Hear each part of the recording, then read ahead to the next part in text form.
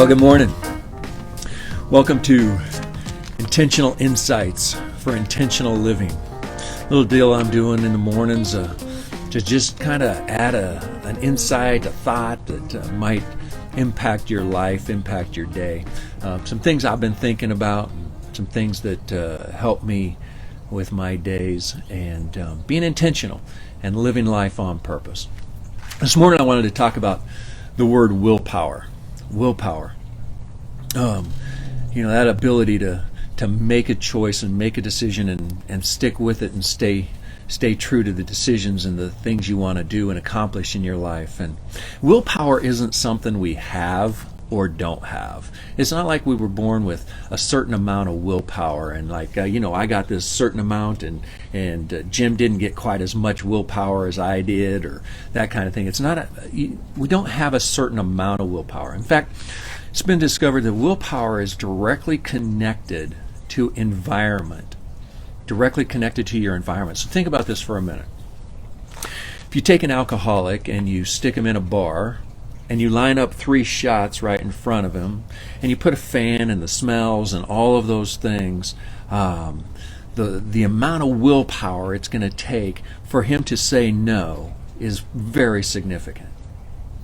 And our willpower is affected by the environment that we're in. Have you ever had that emotionally stressful day where it's just like, man, everything just fell apart, and you get home and you grab Ben and Jerry and you say, come on, let's grab some Doritos and Ben and Jerry, and you surround yourself with the junk food and you have no willpower. I mean, it's just like, what happened? Where'd all my willpower go? Willpower can be depleted by your environment. So when we think about health and we think about somebody with a sugar addiction, for example, it's like what you put in your environment matters. Willpower actually starts before you go to the grocery store. If you want to be successful and you want to you have these goals for optimal health and optimal living and living a lifestyle that's healthy, if you go to the grocery store and you buy the junk food, you've already told yourself you're going to eat it, even though you've been telling yourself you're not.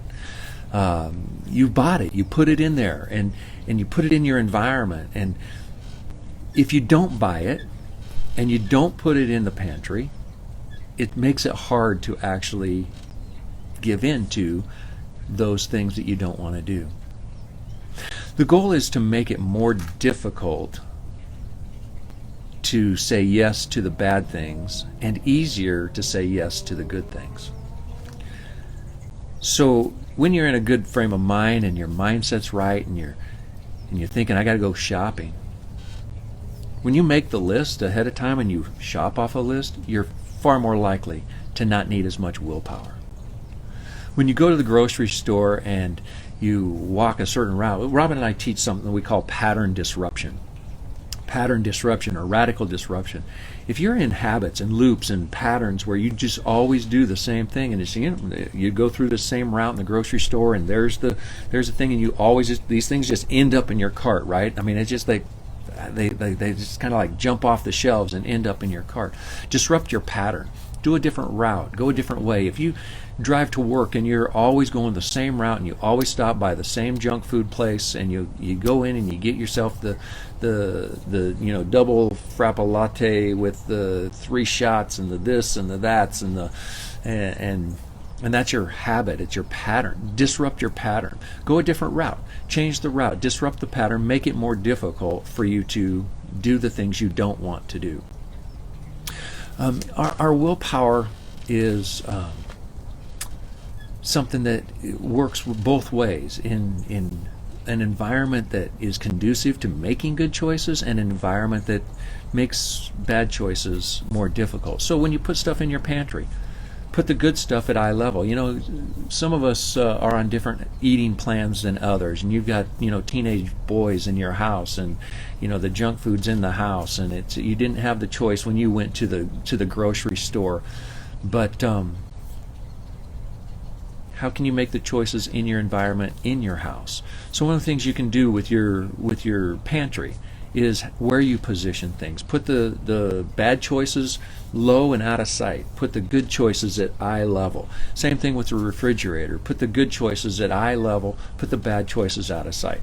And if there's something you really struggle with, ask your family to put it out on the garage in the upper shelf. It's like, how can you create an environment that makes your willpower something that you don't have to like really work? Make it easy for yourself. It's just a thought. This morning I was thinking about our willpower and how we can make choices ahead of time that maximize our willpower. It's just a thought, but it could change your life today. We have a choice every day how we show up. You get to choose today. What's this day going to be like for you? What kind of choices are you going to make today? Are you going to make choices that are healthy? Are you going to make choices that are positive? Are you going to make choices that are life-giving? Are you going to make it hard for yourself? Do some things today, rearrange your environment, and make it easy. Let's go have a great day.